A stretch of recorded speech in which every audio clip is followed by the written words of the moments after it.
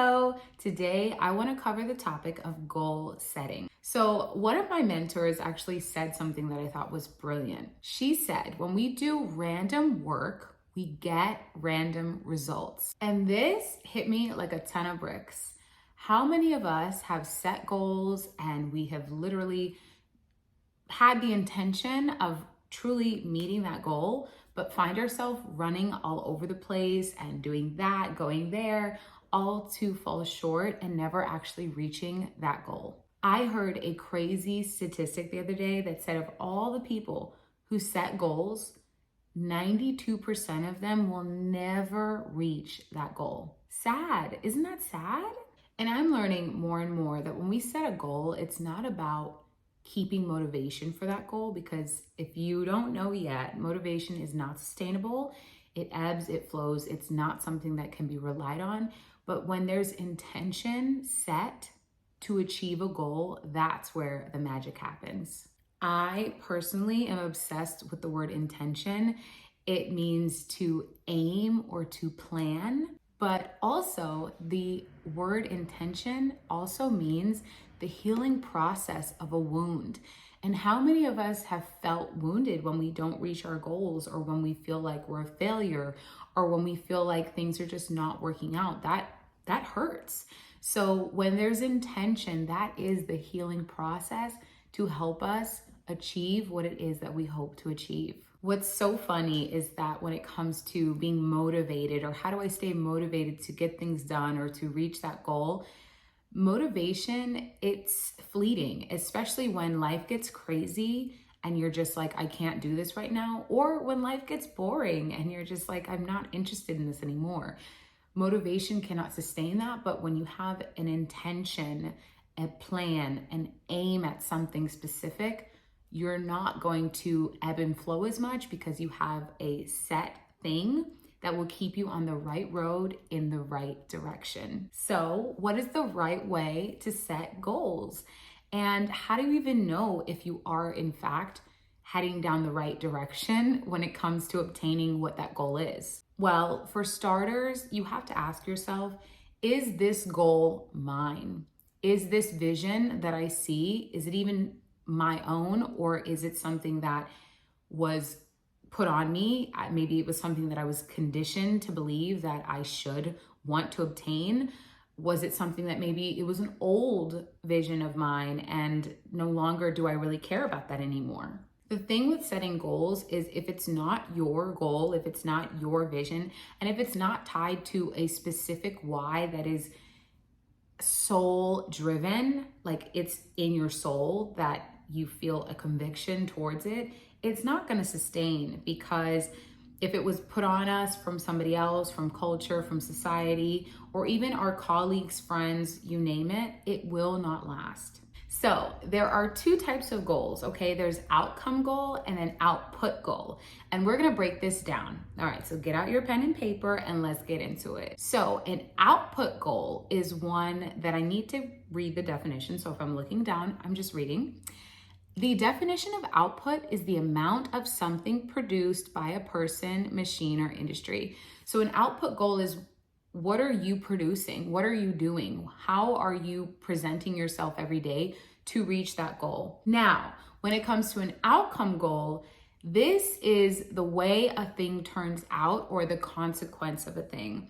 And sometimes when we're mapping out our goals, we focus solely on outcome goals versus output goals. And what I mean by that is, let's break down an outcome goals. Let's say you're like, man, I want to lose 5 pounds after the holiday season because we've been eating all the sweets, all the meats, all the everything, right?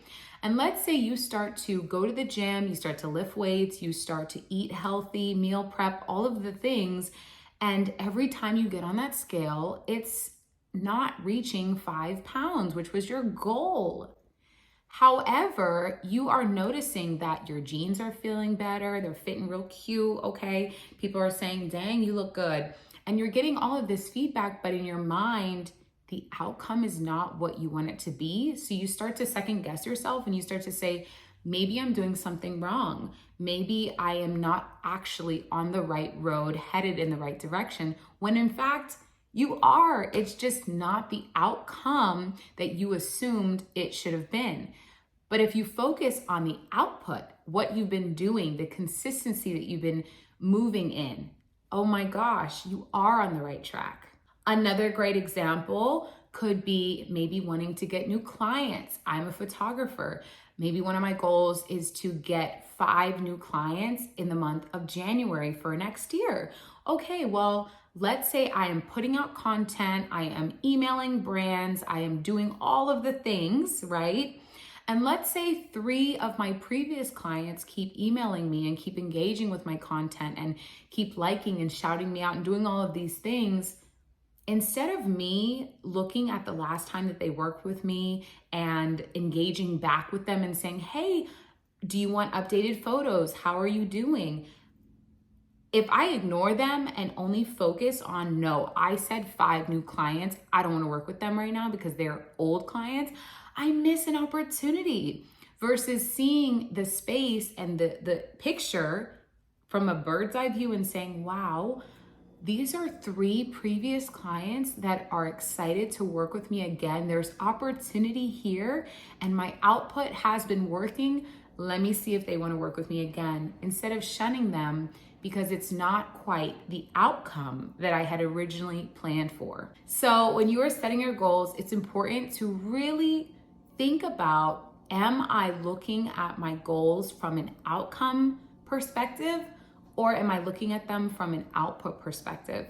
Outcome, it's great and everything, but we have to leave room for miracles. We have to leave room for opportunities to come out of nowhere. And we have to leave room to believe that it may not turn out how we have thought. Maybe we have thought that it would have turned out, but it's the right type of outcome. Now that we covered all of that, I want to teach you a method that I recently learned for setting goals, and it's called the WHOOP method. This blew my mind, and I thought, Tina, we have to share this with the audience stat. So let's get into it. All right, so the W stands for wish. Now, this is a wish and a want and an achievement that is soul driven. This is you and only you. This is not tied to what your mom wants, what your community wants, what your clients want. It is not about other people. This is something that is solely your vision and your goal. Your wish could be as simple as how you want to show up when you show up online, or how you want to rebrand yourself. It could also be a goal of how you want to spend time with your family, how you want to create balance between work and social life. So journal your wish or wishes, and I encourage you to break them down by family, by career, by fitness. Create categories because that helps our brain to really kind of sift through it all so it doesn't feel overwhelming. So write down your wishes, and for the first O, that has to do with outcome. And for this one, this will be a very fun visualization. And I encourage you to place your hand in your heart, take a deep breath, and really think about and envision with your mind's eye, what will it look like when you finally achieve everything that you said you wanted to achieve? Who's there with you? What does your environment look like? What do you look like? Are you healthy? Are you feeling cute? Who are you working with? What is your relationships like? I mean, really feel into it and envision it. And when you're done with that exercise, I encourage you to take a piece of paper and a pen and write it out.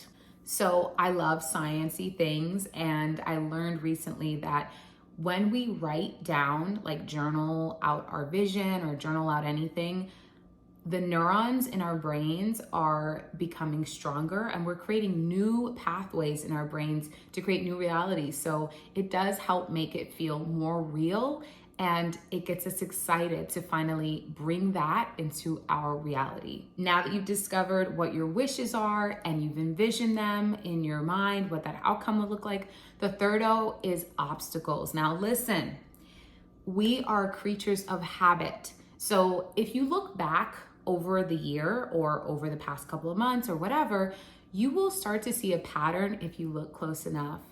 you will see a pattern of obstacles that you face throughout your life, whether that's when it comes to relationships or when it comes to your career or when it comes to your health.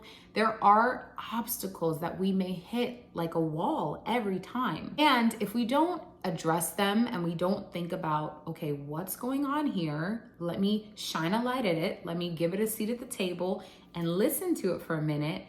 Those will never be addressed, and they will always be showing up at the worst possible times. Am I right? When we think about the obstacles and we really start to brainstorm about obstacles that we face consistently, it gives us a beautiful opportunity to make a plan, okay? Think about an airplane. When you get on the airplane, there's always these videos that they play about what could happen if the plane goes down or if we crash. There is something under your seat. There is the mask, how to put it on, how to do it first before your child, where the doors are to exit. This does not mean that the plane is going to go down. Honestly, it may never go down ever. But if it does, there's a plan in place. So when you're mapping out your goals, it's good to get realistic and think about your personal obstacles.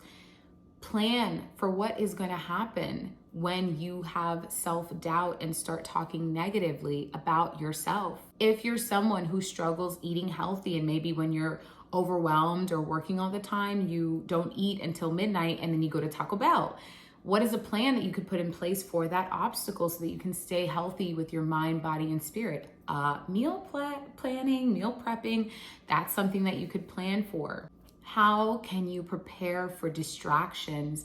You know, there are distractions that come up and sometimes we can't help them, but if we know our rhythm, we know how to create a plan for us specifically. My plan for obstacles may look differently than your plan. And the last one in whoop is the P, and this has to do with planning. Not necessarily planning like the last one, but planning meaning put it on your calendar, okay? This is your opportunity to map out your days, okay? If you thrive on a Monday, that should be a great day to accomplish certain things, right? If you know that it's gonna be an insane week, maybe meal planning and grocery store run should happen on that Sunday so you can get everything prepared. Also, planning who you need to connect with. This is your community. Community is huge, guys. Like, I realized this more than ever this past year, that your community will make or break you. And if you do not plan ahead for the people that you're going to be around and what influence they have in your life, it can absolutely slow you down. So planning for who are you going to call on when you are feeling that drop in motivation or when you just don't feel the drive anymore. Who is your go-to person? Is there a community that you can join of like-minded individuals to help you reach your goal? I learned a crazy statistic the other day again, but it had to do with the fact that when we share our goals with like-minded individuals, we are 40% more likely to reach those goals. So guys, make sure that your community is tight, plan for it. Also, when it comes to planning, when are you going to plan to pause and reflect? Is this once a month? Is this every other week? Is it every week? When do you have time to reflect and see if you are still on the right road, headed in the right direction? And lastly, when are you going to plan to celebrate? Oh my gosh, think back to that analogy about weight. If your goal was to lose 5 pounds, but your jeans are fitting right, folks are saying you're cute, it's a vibe. Where is the celebration on your calendar? Because if we don't celebrate the small moments, we will never know when we've reached that big moment. And honestly, guys, life is a journey. So you're never actually gonna meet that major goal because there will be another one and another one. And so it's important to wake up every morning, in my opinion, and celebrate yourself. Do something special for yourself every week. And if you have to put it on the calendar, put it on the calendar. Well, guys, that is the whoop method. I'm so glad I got to share it with you today. It changed my life, and I wanted to share it with you in hopes that it will help you get excited for setting plans and setting goals and really get excited for reaching them. When you're setting your goals, I encourage you to review the year before, review the past couple of months, see what has worked, see what has not worked. Really think about what obstacles that I keep coming up with and coming against, right? And how can I plan ahead so that next time that is not an obstacle? I know how to jump that hurdle. I know how to get over that and on to bigger and better things. Because if your goal is tied to a big why, like making an impact in your community, making an impact in your family, having good health, mind, body, and spirit, these are all important key factors that are so big. And when they are tied to our goals, we can't help but win. So I hope that this method helped you today.